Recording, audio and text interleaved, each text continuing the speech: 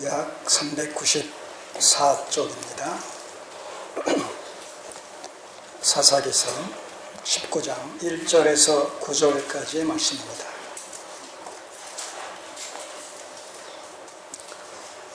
1절에서 9절까지 말씀 같이 읽겠습니다.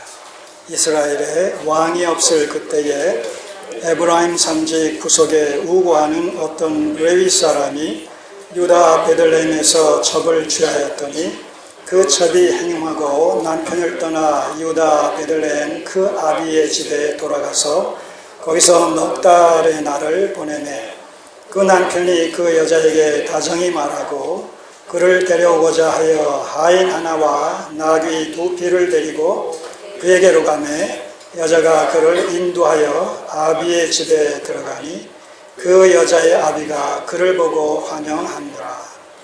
그 첩장 그를 머물림에 그가 3일을 그와 함께 거하며 먹고 마시며 거기서 유숙하다가 나흘 만에 일찍이 일어나 떠나고자 하매 여자의 아비가 그 사위에게 이르되 떡을 조금 먹어 그대의 기력을 도운 후에 그대의 길을 행하라. 2사람이 앉아서 함께 먹고 마시매 여자의 아비가 그 사람에게 이르되 청하노니 이 밤을 여기서 유숙하여 그대의 마음을 즐겁게 하라. 그 사람이 일어나서 가고자 하되 첫 장인의 간청으로 다시 유숙하더니 5째 날 아침에 일찍이 일어나 떠나고자 하매 여자의 아비가 이르되 청하노니 그대의 기력을 돕고 해가 게을도록 머물라 하므로 2사람이 함께 먹고 그 사람이 첩과 하인으로 더불어 일어나 떠나고자 하매 그 첩 장인 곧 여자의 아비가 그에게 이르되 오라 이제 해가 저물어 가니 청컨대 이 밤도 유숙하라. 오라 해가 기울었느니라. 그대는 여기서 유숙하여 그대의 마음을 즐겁게 하고 내일 일찍이 그대의 길을 행하여 그대의 집으로 돌아가라. 기도드리겠습니다.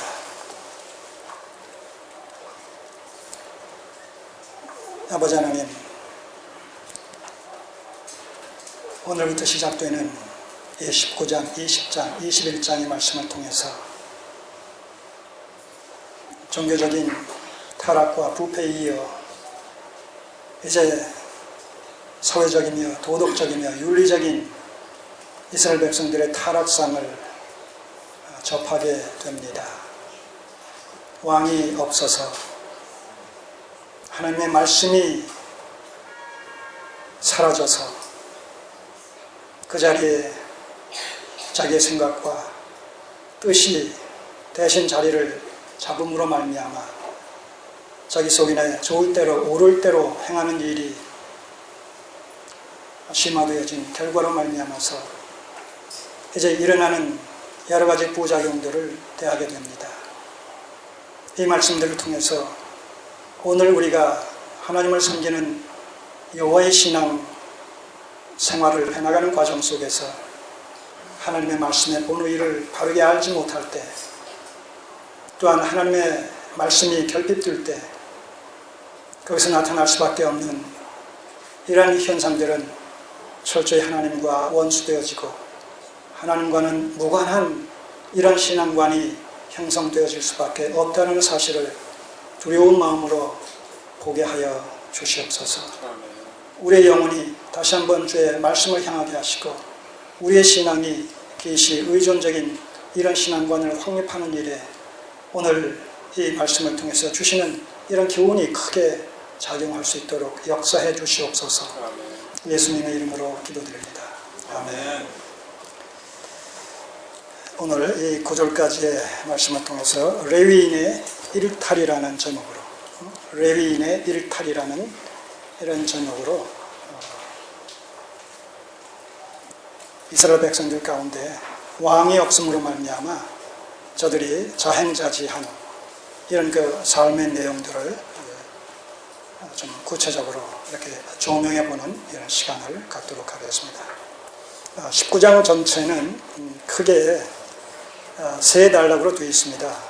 지금 말씀 우리가 드린 1절에서 9절까지의 내용을 통해서 레위인의 일탈 행위가 소개되어 있고 이 10절부터 26절까지는 그가 이제 집으로 돌아가는 과정에서 베냐민 지파가 거주하고 있는 기브아 지역에서 지금 데리고 가는 이 첩이 그 기브아 지역의 비류들, 건달들에 의해서 그 윤간을 당하는, 그래서 급기야 죽어버리는 이런 비극적인 사건을 기록하고 있습니다. 그리고 27절부터 나머지 30절까지는 이런 상황을 목격하게 된, 경험하게 된 이런 그 레위인이 이 원통함을 그 풀기 위해서 이 여인을, 죽은 여인을 12토막을 내가지고 이스라엘 12지파에게 다 보냅니다. 바로 베냐민의 이런 그 비류들이 내 아내를 이렇게 무참하게 그 겁탈을 하고 급기야 죽임을 당함으로 말미암아 그 원통함을 풀기 위해서 내가 지금 그 사실을 이렇게 고발하고 고소한다는 의미에서 이렇게 내 아내의 시신을 보내니 이 한을 풀어달라, 이런 그 의미에서 그 레위인의 고소의 내용이 30절까지 소개가 되고 20장에서는 바로 이제 이러한 그 소식을 접한 이스라엘의 11지파가 결속이 돼가지고 베냐민 그 한 지파를 갖다 무참하게 또 동족 상잔의 이런 비극적인 내전을 통해서 그 몰살시키는, 한 600명만 남겨놓고 다 그냥 그 죽이는 이런 대참극이 벌어지게 됩니다. 이런 내용들이 이제 그 19장, 20장, 21장에 걸쳐서 소개가 되고 있는데, 자, 이런 것을 통해서 지금 사사기서 저자는 이 사사시대의 이스라엘 백성들의 이 사회적이고 도덕적이고 윤리적인 이런 그 타락의 모습이 얼마나 이런 그 극한 상황에 처해 있는지를 지금 고발하고 있는 것입니다. 그래서 17장, 18장에 걸친 미가와 단 지파 사람들의 이런 그 우상 숭배적인 혼합주의 신앙을 고발함에 뒤이어서 19장부터 21장까지는 이 그 타락한 사회상, 도덕적이고 윤리적인 이런 그 측면에서의 저들의 타락상을 고발함으로 전체 이 사사기서 기간 동안 얼마나 이스라엘 백성들이 하나님의 이런 그 정도에서부터 이탈됐으며 정말 자기 소견에 좋을 대로 행함으로 말미암아 타락의 극치를 달리고 있는가, 이것을 아주 적나라하게 보여줌으로 말미암아서 왕의 절대적인 필요성이 요구되고 있다라는 사실을 이 세상 역사를 방편삼아 하나님의 구속사가 성취되어지는 이런 그 절묘한 타이밍을 우리가 이 사사기서에서 보게 됩니다. 그리고 그러한 그 사사기서에서의 요청에 입각해서, 그 왕의 필요성에 입각해서 이제 룻기서와 이제 사무엘서를 통해 가지고 이제 사울 왕이, 하나님의 마음에 합한 왕 다윗이 등장하는 이런 내용들을 보게 됩니다. 참 이런 걸 보게 되면 하나님께서 세상 역사를 도구 삼아, 방편 삼아, 무대 삼아 결국 하나님의 뜻인 하나님의 구속사를 성취시켜 나가시는 모습을 생생하게 목격하게 됩니다. 자, 현실적으로 봤을 때 이런 상황 속에서 왕의 필요성이 절실히 요청됩니까? 안 됩니까? 된단 말입니다. 그래서 곳곳에 왕이 없으므로 자기 소견에 옳은 대로 행했다. 바로 이런 그 관용구적인 표현을 통해 가지고 그 왕의 필요성에 대한 그 절실함을 갖다가 강조하고 있단 말입니다. 이건 현실적인 필요란 말입니다. 근데 그 현실적인 필요가 궁극적으로 무엇을 이루어요? 하나님의 본의인 이 구속사, 아브라함 언약에서부터 땅 언약, 그 다음에 자손 언약, 그 다음에 이제 왕 언약의 성취 차례인데, 그 왕 언약의 성취, 언약을 성취시켜 나가시는 과정 속에서 그 왕 언약의 성취가 이렇게 현실적으로 왕의 필요성과 절묘하게 조화를 이루면서 궁극적으로 하나님의 뜻을 이루어 가시는 모습을 보게 되지 않습니까? 오늘 이 한국의 역사가, 미국의 역사가, 일본의 역사가, 중국의 역사가, 북한의 역사가, 이 세상의 이 역사가, 피조세계의 역사가 그렇게 하나님의 뜻인 하나님의 구속사, 남은 구속사를 성취시켜 나가시는 일에 그렇게 도구로 지금 사용되어지고 있는 거예요. 이들은 자기 필요에 의해서 행동하지 않습니까? 이 역사 속에서 각 사람들이, 이 시대에 생존하고 있는 사람들이 자기 필요에 의해서 역사하고 있어요. 활동하고 있어요. 움직이고 있어요. 그런데 그 모든 것들을 하나님과 합력해서 궁극적으로 하나님의 뜻을 이루시는 일에 하나의 수단과 방편으로 사용하고 계시단 말입니다. 이게 얼마나 기가 막힐 일입니까? 네.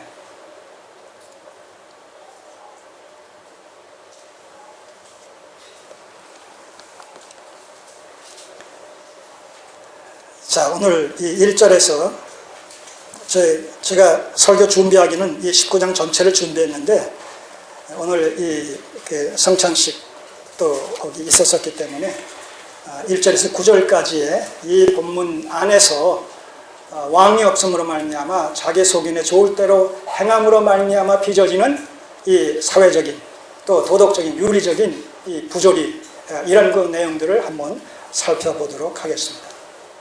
오늘 우리가 하나님을 왕으로 모시고 그분의 백성으로서의 그 하나님의 말씀에 우리가 철저히 사로잡힌 바 되어져서 그것을 신앙과 생명의 도리로 붙잡고 살아가지 못하게 될 때에 우리에게서도 자의적인 숭배 신앙이 발동될 수밖에 없다는 거예요.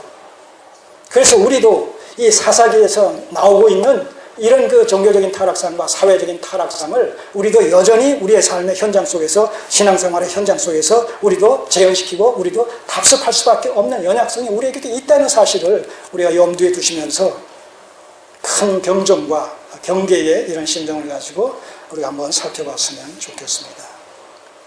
자, 이 1절에서 9절까지의 내용은 특별히 하나님의 성막에서 제사의 이런 그 임무를 수행해야 될 이런 그 레위인이 일탈한 이런 그 내용을 통해서 저들이 자행자재한 이런 그 사건들을 우리가 목격하게 됩니다. 자, 1절 보시면 이스라엘의 왕이 없을 그때에, 자, 우리는 앞에서 17장 6절에서 한번 봤고 또 18장 1절에서 한번 봤고 이제 19장 여기서 세 번째로 보고 이제 마지막 21장 끝에 가서 또 한번 결론적으로 또 그렇게 그 마감을 하는 그런 의미로서 또 이스라엘의 왕이 없어서 백성들이 자기 소견에 옳은 대로 행했다, 이렇게 해서 이 사사기 전체를 마감하는 이런 그 의도성을 보게 됩니다.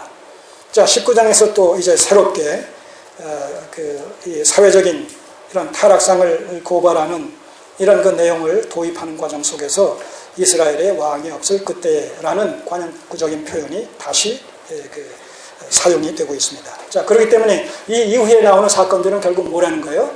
왕이 없기 때문에 자행자재하는, 자기 속인에 좋을 대로 옳을 대로 행동한 그런 내용들이라는 거예요.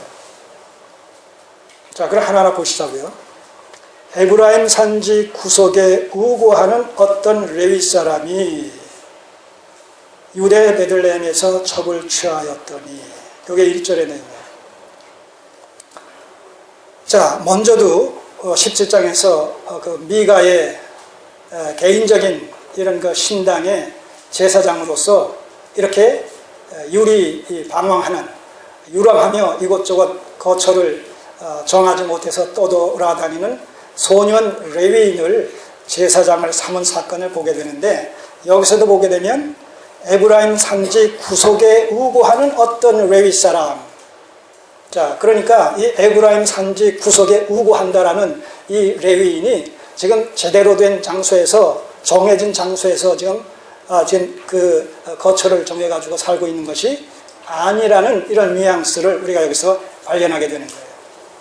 원래 레위인은 하나님께서 내가 너의 기업이다, 이렇게 말씀하심으로 말미암아 레위인들은 성전을 중심으로, 성막을 중심으로 성막 봉사에 동원되어진 하나님의 소유된 자들로서 그렇게 구별된 자들입니다. 그렇기 때문에 이스라엘 이 레위 지파에게는 가나안 땅에 들어와서 땅을 분배해 주지 않았습니다. 자, 그럼 이들은 어디에 살아요? 바로 이 11지파에게 분배되어진 그 땅의 일부를 할애해서 레위인들이 거주할 수 있는 그런 지경으로 삼게 하셨어요. 규례를 통해서. 그래서 11지파의 그 지경의 곳곳에 성을 세워서 도합 48개의 성을 짓게 해가지고 그 48개의 성에 각각 분산시켜서 레위 지파 사람들이 살게 했단 말입니다.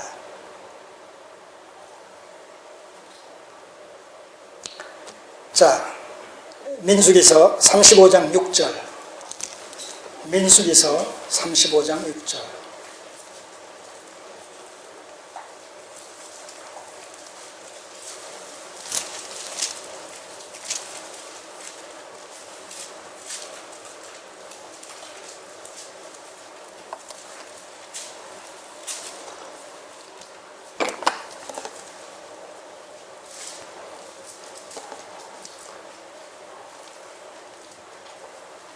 (35장 6절을) 보시면 너희가 레위인에게 줄 성읍은 살인자로 피퇴할 도피성으로 6성읍이요 그 외에 42성읍이니라. 7절 너희가 레위인에게 모두 48성읍을 두고 그들로 함께 주되. 자, 이렇게 해서 모세의 그런 그 규례 속에 이 레위 지파 사람들의 어떤 그 거주 지역이 이렇게 11지파가 분배받은 땅에 48개의 48개 성읍을 짓고 거기에 분산시켜 거주토록 그렇게 하면서 이제 이 성막 봉사에 동원되어지고 또 율법을 가르치는 교육적인 목적에 이 레위인들의 이런 그 기능이 사용이 되어지는 이런 것을 우리가 보게 된단 말입니다. 자, 이렇게 규례상 나와 있는데 지금 사사시대에는 그것이 어떻게 지금 설명되고 있다고요? 에브라임 삼지 구석에 우거하는, 이 우거라는 얘기는 거주한다는 의미가 아니에요. 유랑한다라는 의미에서의 산다라는 그런 의미가 여기에 담겨져 있습니다. 그 소년 레위도 마찬가지였었어요. 그러니까 이것저것 일정한 장소에 일정한 지역에 거주하지 못하고 오늘은 이곳 내일은 저곳으로 이렇게 방랑하듯이 유랑할 수밖에 없었다는 거예요. 그 얘기는 뭘 얘기합니까? 정해진 이런 거주 지역에서 안정되게 이렇게 그 거처를 정해서 생활하지 못했다는 거예요. 그 얘기는 뭡니까? 바로 그 모세의 규례가 제대로 시행되어지지 않았다는 것에 대한 반증이죠. 오히려 홀대받았다는 거예요. 그래서 이곳저곳으로 떠돌아다닐 수밖에 없는 이런 상황이었다는 것이죠. 오늘 우리가 하나님의 말씀의 본의를 바르게 깨닫지 못하게 될 때에 이 사람에 의해서 이쪽으로 기웃거리고 저 사람에 의해서 저쪽으로 기웃거릴 수밖에 없는 거예요. 내가 말씀 안에서 중심을 잡아야 될 텐데 내 안에 하나님의 말씀의 본의가 바르게 정립되어 있지 않으면 이 사람이 뭐라고 하면 거기 기웃, 저 사람이 뭐라고 하면 거기 기웃 이렇게 된단 말입니다. 좌충우돌하게 된다는 거예요. 그래서 하나님의 말씀의 본의를 총체적인 계시의 관점에서 바르게 알게 되면 방황하던 삶이 이제 중단이 되어지고 그 다음에 정착된 삶을 살게 되는 거예요. 제가 생생해요. 목회를 시작한 이후에 한 1, 2년 정도 정말 각종 세미나를 갖다가 다 찾아다녔었어요. 하나님의 말씀에 대한 성경이 무엇을 말씀하는지를 바르게 알기 위한 그런 그 목적을 가지고 이런 세미나 저런 세미나 이런 집회 저런 집회 그래서 유광수의 다락방까지도 갔다 왔다니까요. 그때는 그것이 엄청난 이런 하나의 그 히트를 쳤었던 거예요. 그 내막과 그의 정체성이 밝게 드러나기 전까지는.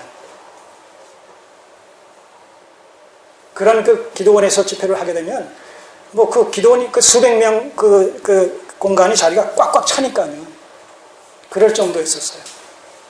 어쨌든 세미나는 정말 할 수 있는 한 다 돌아다녔었단 말입니다. 왜요? 내 안에 성경이 무엇을 말씀하는지를 바르게 알기 위한 그 욕망이, 그 거룩한 욕망이 나를 끊임없이 부추기기 때문에 이번 주에는 여기, 다음 주에는 저기를 이렇게 다녔단 말입니다. 그런데도 그것이 충족이 안 되니까 그것이 계속 반복되어지는 거예요. 여기 가서 들어도 이건 아닌데, 저기 가서 들어도 저건 아닌데, 내 안에 흡족하게 뭔가 정착되어지는 그런 말씀들이 아니었단 말입니다.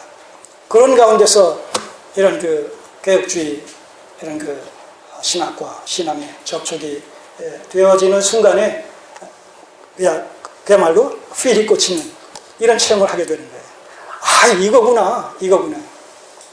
그 다음부터 이제 그 개혁주의 신학적 관점을 가지고 성경을 연구하는 일에 집중하다 보니까 다른데 갈 필요성도 또 갈 그 시간적인 여유도 없게 되더라고요. 왜? 이것이 보배다라고 여겨지니까 보배처럼 알고 있었던 그 모든 것들은 다 뭐예요? 다 쓰레기가 돼버리지 않겠습니까? 말하자면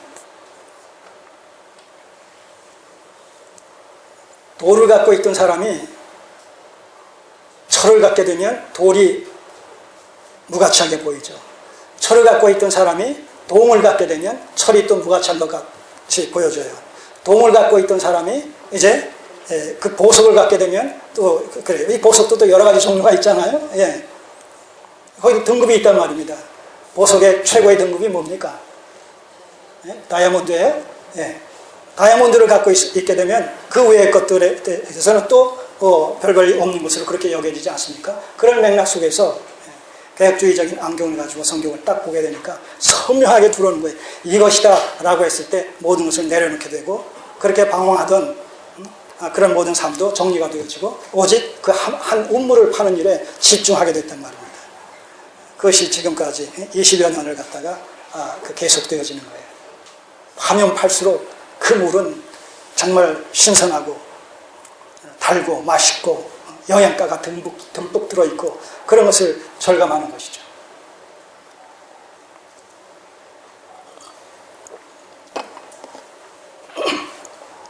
모든 신앙적, 지적 이런 활동들이 정리가 되면서 이제 그 말씀의 본질을 개혁주의적인 신학적 관점으로 연구하는 일에 지금도 여전히 그 집중하고 있는 이런 그 연장선상에 처해 있습니다.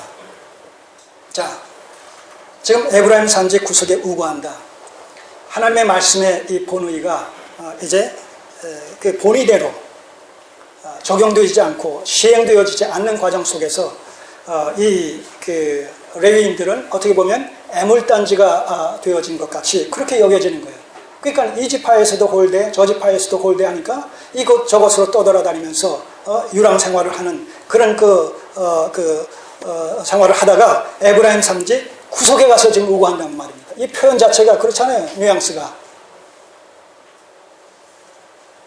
아무도 반겨주지 않는, 아무도 사람들이 많이 거주하지 않는 이런 한가진 곳에, 외따른 곳에 가서 지금 거주하고 있다라는 그런 뉘앙스를 우리가 받지 않습니까?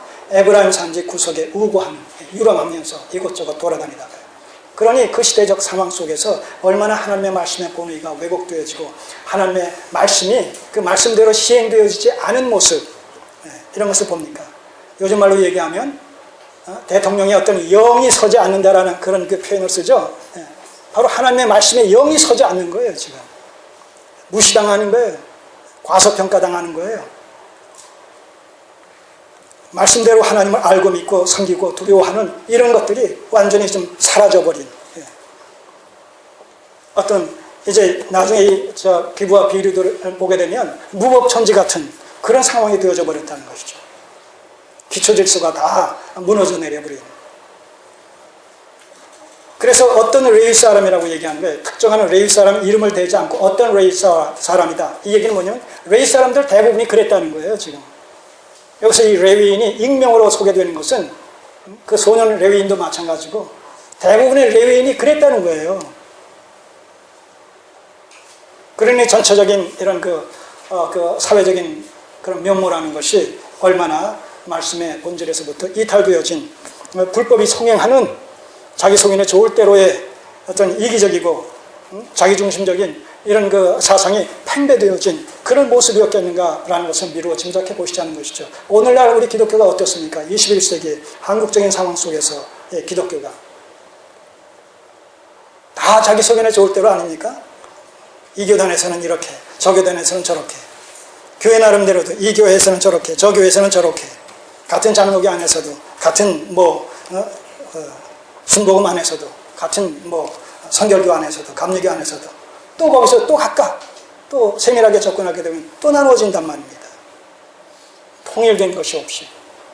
성경에 대한 하나의 어떤 해석이 없이 나름대로 자의적이고 편의적으로 그렇게 해석하고 적용하는 이런 그 다양성의 시대가 지금 만연되어 있단 말이죠.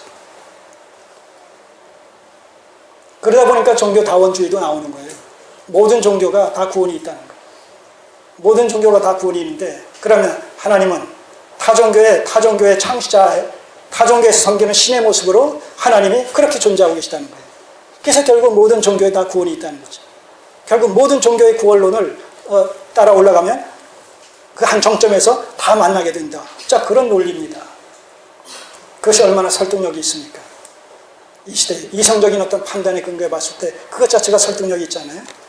그러니까 기독교에만 구원이 있다는 것이 독선으로 아주 배타적인 것으로 그렇게 부정적으로 평가되어져서 엔티 이런 그 기독인들이 양산되고 있는 거예요.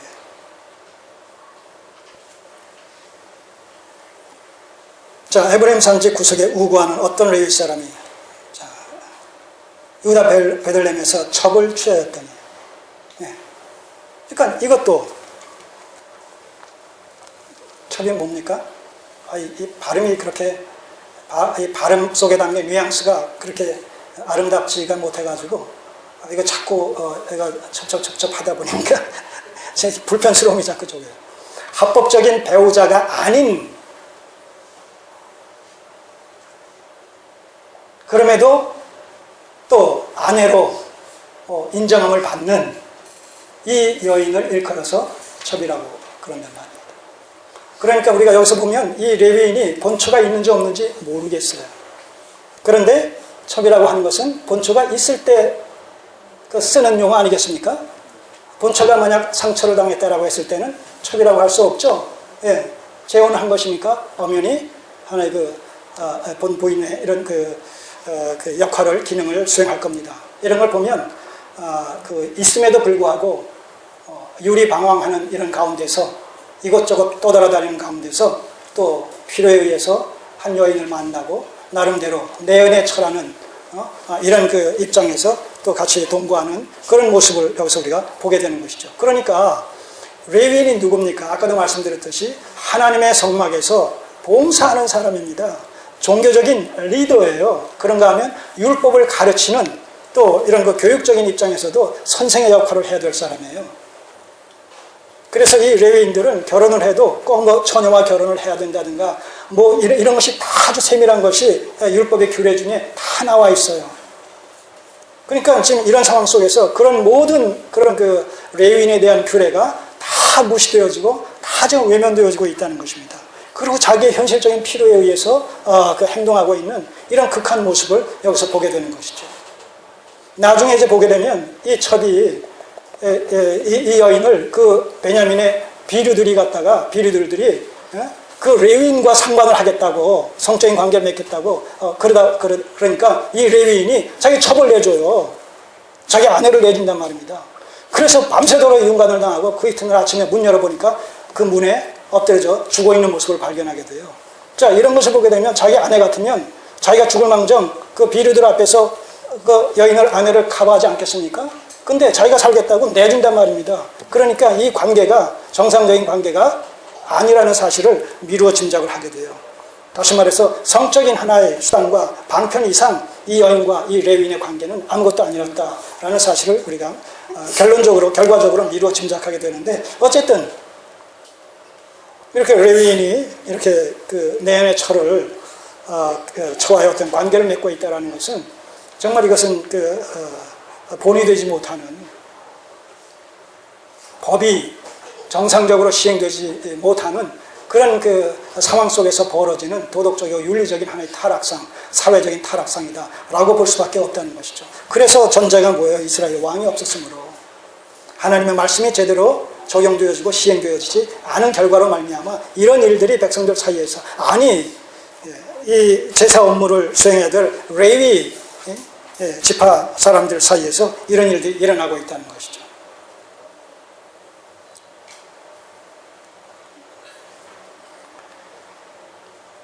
참 이 시대의 그 목회자들이 얼마나 이런 말씀 앞에서 좀 두렵게 우리 자신을 성찰을 해야 되는지 모르겠습니다.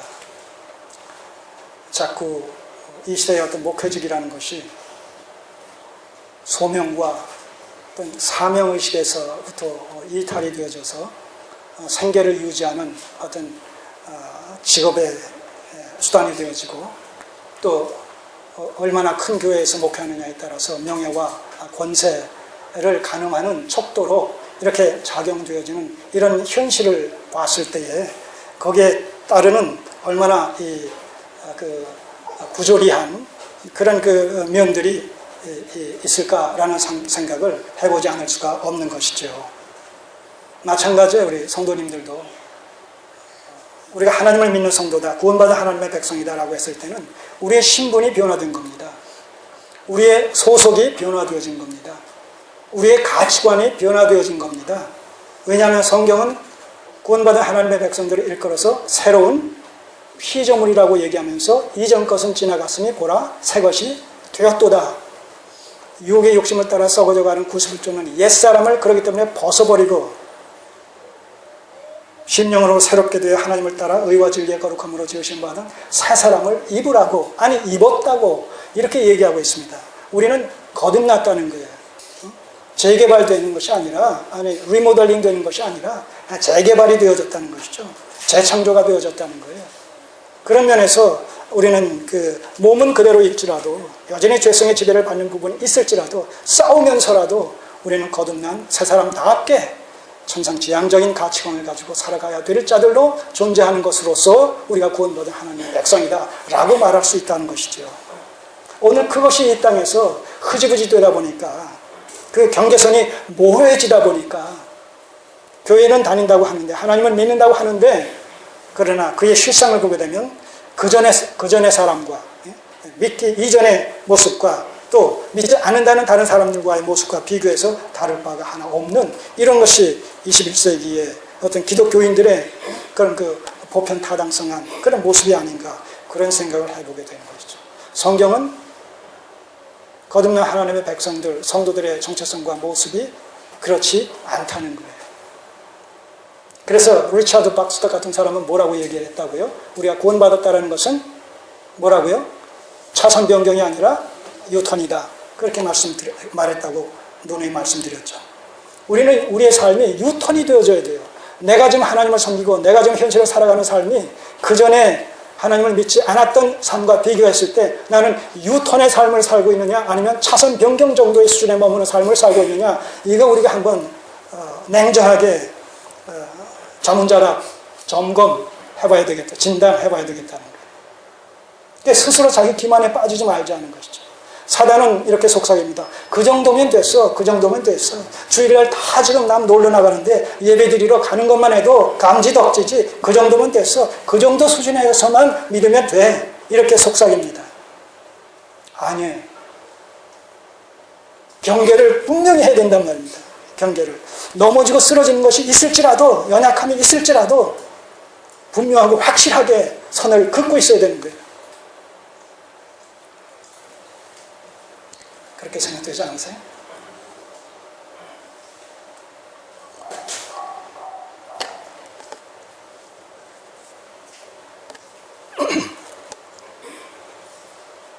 자, 이 19장 1절에서 9절까지의 내용 중에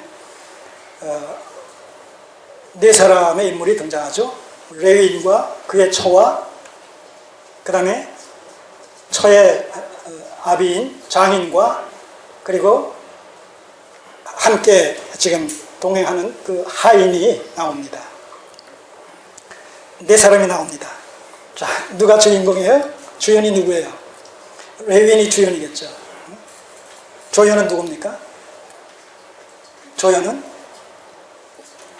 적어도 이 19장 1절에서 9절까지 내용 중에서요. 조연은 아마 이 첩과 장인일지 모르겠어요. 이 장인에 대한 그 할애된 기사가 또 많이 나오는 것을 보니까 여기서는 그런 전체 문맥 속에서 보게 되면 이런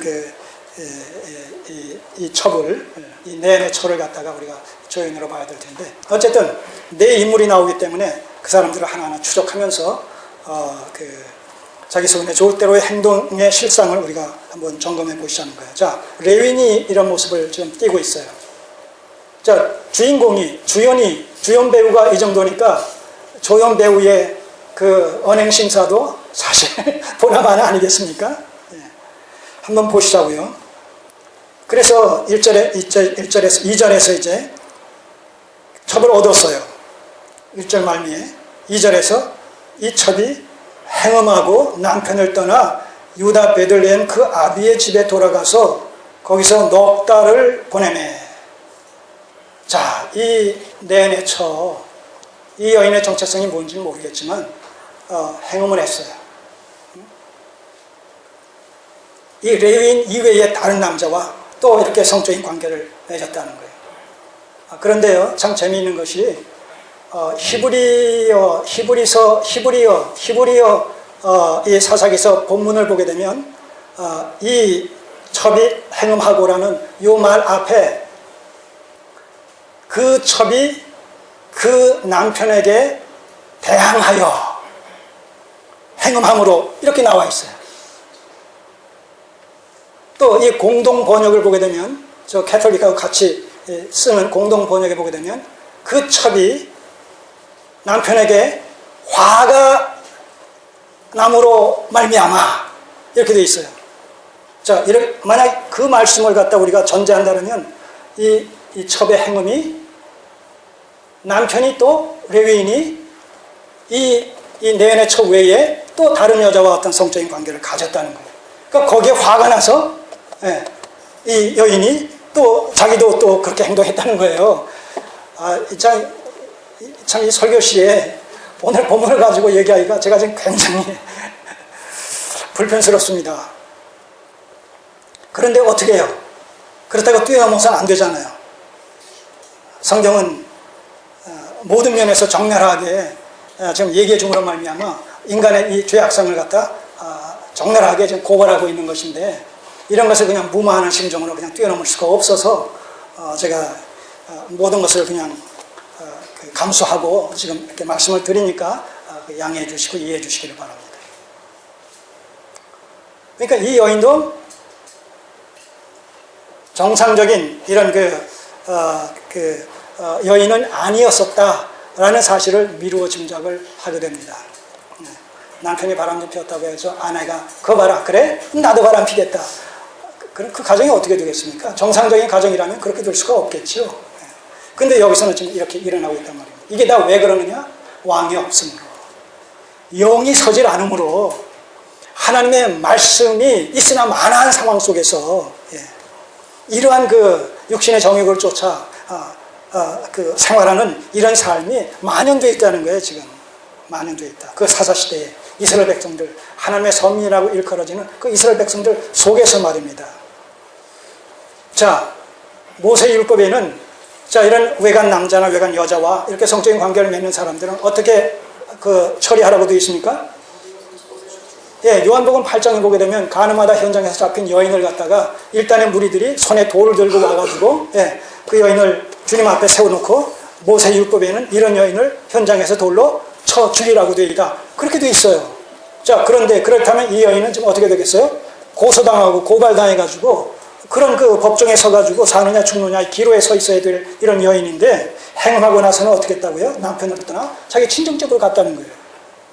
자, 이럴 정도로 지금 아까 말씀드린 영이 서질 않아요. 지금 제대로 법이 시행되어지지 않는단 말입니다. 자기 원하는 것은 자기 속이나 좋을 대로 마음대로 행동할 수 있는 이런 어떻게 보면 무법천지 같은 이런 상황이 지금 벌어지고 있다는 것이죠.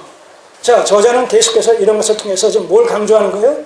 왕의 필요성이 어떤 절실히 요청된다는 것을 계속 강조하고 있는 거예요. 그리고 그 왕의 필요성은 동시에 아브라함 언약 중에서 이제 왕 언약의 성취라는 이 구속사가 성취되어지는 하나의 또 계기와 맞물려 있다는 것이죠.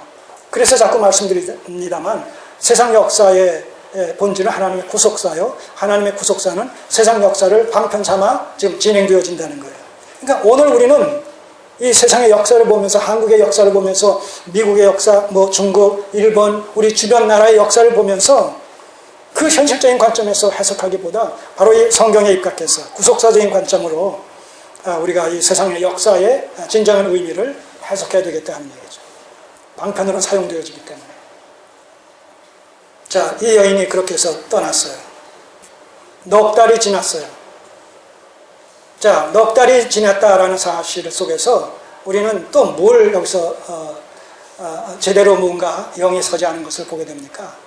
그 처갓집으로 갔는데, 자기 집으로 갔는데, 친정집으로 갔는데 아마 친정 어머니는 나오지 않죠. 여기서 친정 아버지, 어머니가 아마 없는지 모르겠어요. 친정 아버지가 그 사위를 접대하는 모습을 보는데, 이 친정 아버지가, 장인이 넉 달 동안, 4개월 동안 집에 찾아온 이 자기 딸에 대해서 남편에게로 돌아가라고, 우리가 일반적인 경우를 예를 든다면 그래야 되겠어요? 그래야 되지 않겠어요?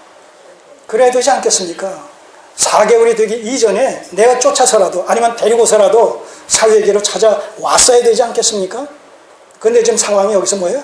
바뀌었단 말입니다. 4개월 동안 아버지와 함께 이 여인은 친정집에 머물러 있었고, 이제 사위가 찾아오는 것이죠. 사위가 찾아왔을 때 그 장인이 아주 극진하게 환대를 합니다. 왜 극진하게 환대를 했겠어요? 자기 딸을 잘 봐달라고, 용서해달라고, 그리고 함께 데려가 달라고, 아마 그런 의도에서 그렇게 했겠죠.